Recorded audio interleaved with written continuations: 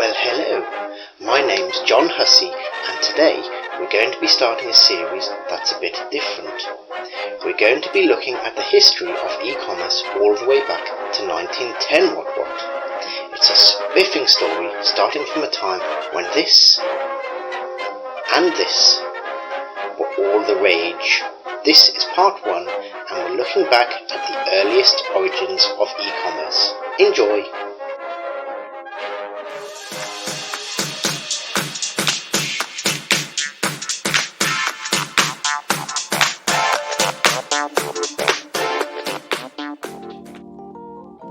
Now, we think of e-commerce purely in terms of sales made through the internet, but actually electronic commerce has a much wider scope. Britannia defines it as maintaining relationships and conducting business transactions that include selling information, services and goods by means of computer telecommunications networks. Today we start a new series where we look at the history of e-commerce from its earliest origins to modern times. We go all the way back to 1910, believe it or not, to see it being used even then, and follow its evolution through to modern times. This is the first post, so today we'll be looking at the earliest examples of e-commerce in use up to the start of the modern era when commercial use of the internet started. You might be wondering how e-commerce could have existed as far back as 1910, but even then there was a form of electronic communication called the telegraph. The telegraph was actually first invented in the 1830s and 40s by Samuel Morse and other inventors. Telegraph communication used what would become known as Morse code, and even today people mostly know a bit of Morse code, the ... SOS signal. On August 10th, 1910, 13 US florists led by John Valentine founded Florists Telegraph Delivery. This was a group where the florists agreed to serve each other's out-of-town flower orders and still exists today as Interflora here in the UK.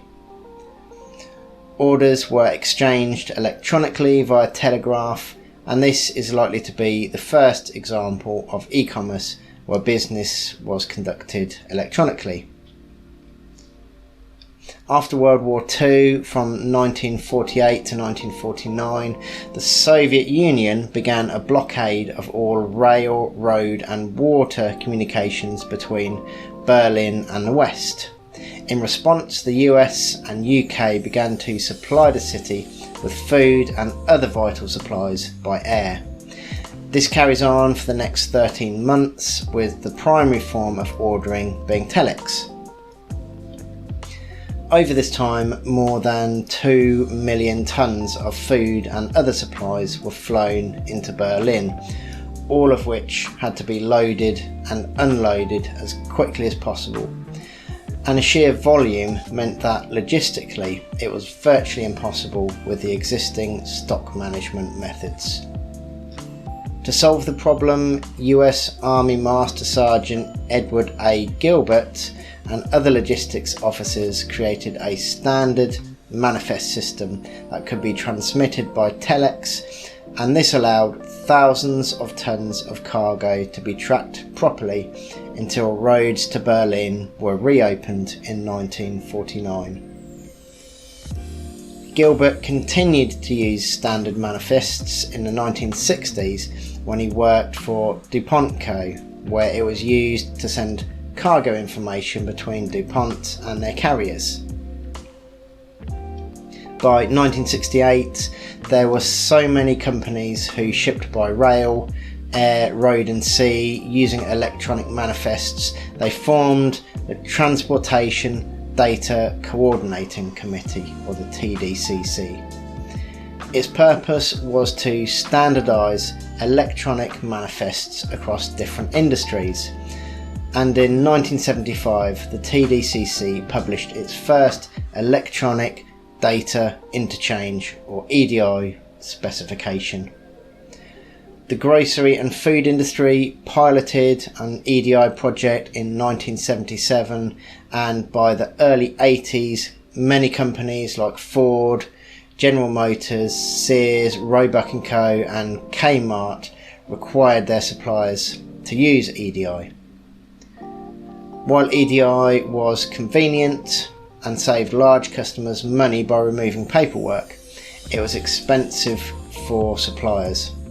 You needed expensive software, and no two customers used exactly the same subset of EDI standards. But for the supplier, it basically boiled down to no EDI, no order. By 1991, thousands of businesses were using EDI, but it was all about to change because this was the year restrictions on commercial use of the internet were lifted, and the year Tim Berners-Lee created the first browser called World Wide Web. In 1994, the Netscape Navigator browser was released and added support for cookies. The inclusion of cookies meant that you could now identify and collect data about individual users, opening the door to the start of online selling as we know it today.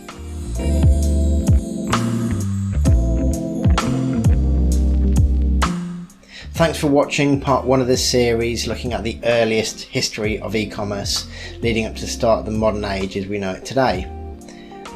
In part 2 we'll be looking at the start and evolution of the modern era of e-commerce from the earliest days of the internet and the introduction of brands that are still well known today like Amazon. See you next week.